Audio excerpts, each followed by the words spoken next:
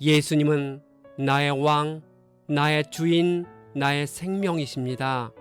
하나님 아버지, 에스겔이 포로로 끌려가는 사람처럼 행동하게 하여 백성들에게 바벨론 포로에 대한 메시지를 주는 모습을 봅니다. 하나님이 보내지 않은 거짓 선지자들이 거짓말로 백성들을 미혹하고 있습니다. 이 땅의 사역자들이 진실을 말하며 크리스천들을 옳은 길로 인도할 수 있도록 다스려 주옵소서. 예수님의 이름으로 기도합니다. 아멘. 오늘 읽을 말씀은 에스겔 12장부터 14장입니다. 이 말씀의 핵심은 첫째, 에스겔은 포로의 행장을 꾸리고 낮과 밤에 백성들 앞에서 포로로 끌려가는 모습을 보여주었습니다. 둘째, 여호와께서 거짓 선지자와 거짓말로 예언하는 여자들에게서 백성을 건져내십니다. 셋째, 노아, 다니엘, 욥 같은 의인도 자기 생명만 건질 뿐입니다.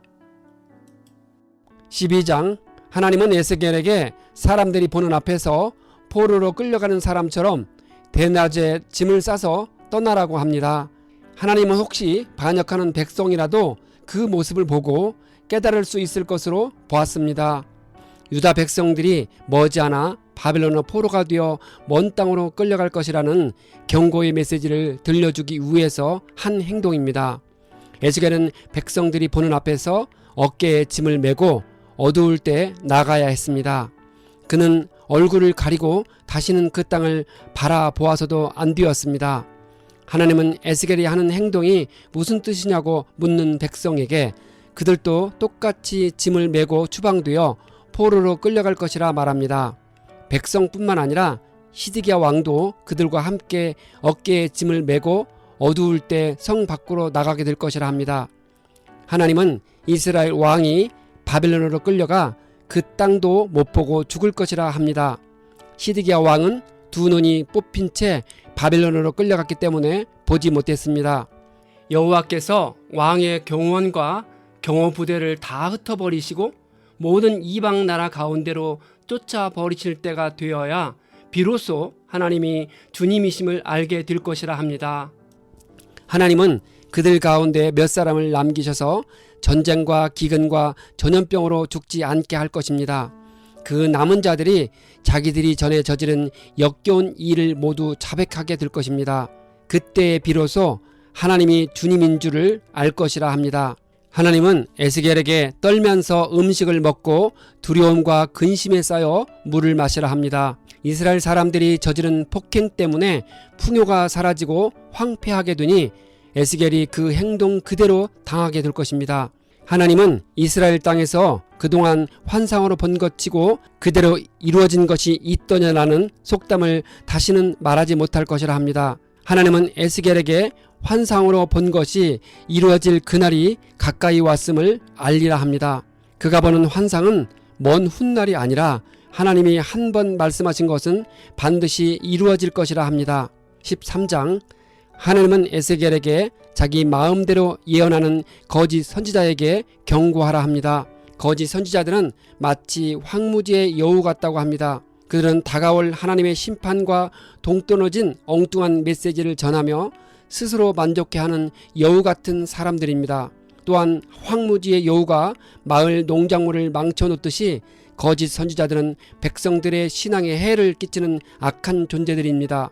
그들은 헛된 환상을 보고 속이는 점괘를 보며 하나님에게 받은 말씀이라 거짓말합니다. 하나님은 거짓 예언자들을 직접 치시겠다고 하십니다. 그들은 백성이 공회에 들어올 수도 없고 이스라엘 땅으로 돌아갈 수도 없을 것입니다. 하나님이 그들을 치시는 까닭은 무엇 하나 잘 되는 것이 없는데도 잘 되어 간다고 백성을 속였기 때문이라 합니다. 하나님이 진노하시어 폭풍을 일으키시고 폭우를 퍼붓고 우박을 쏟으면 담이 무너질 것이라 합니다.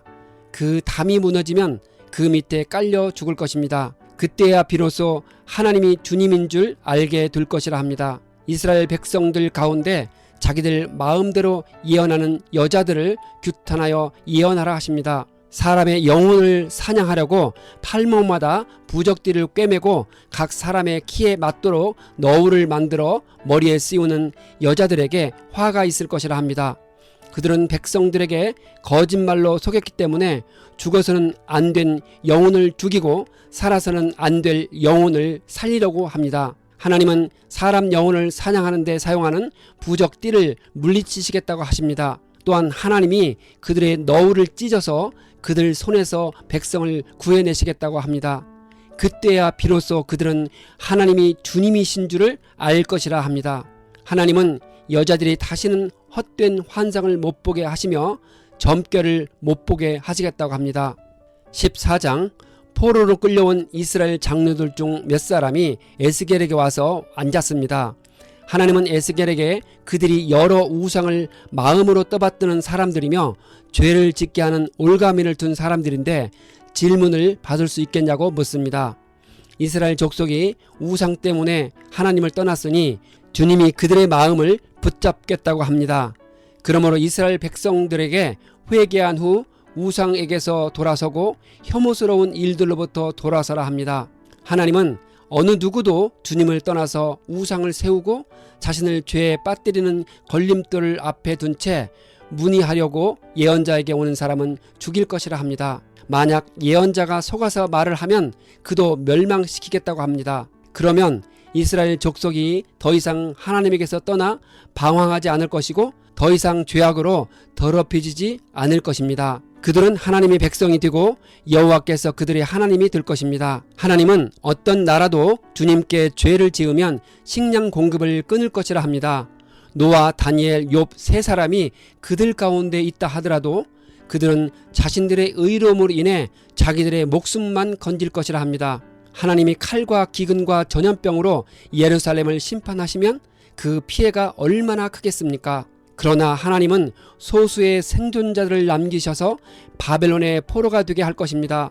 먼저 바벨론의 포로로 끌려온 사람들이 나중에 끌려온 사람들의 악한 행동과 행위를 보면서 하나님의 재앙이 너무도 당연했음을 알게 될 것입니다. 예루살렘의 비극적인 몰락은 하나님의 공의로운 심판일 뿐이고 주님이 이스라엘을 버렸거나 혹은 이방 신들에 비해 무능해서 발생한 재앙과 몰락이 아님을 확신할 수 있으니 그들이 위로를 받을 것입니다. 우리가 겪는 고난 속에서 하나님의 뜻을 발견할 수 있다면 우리도 위로를 받을 수 있을 것입니다.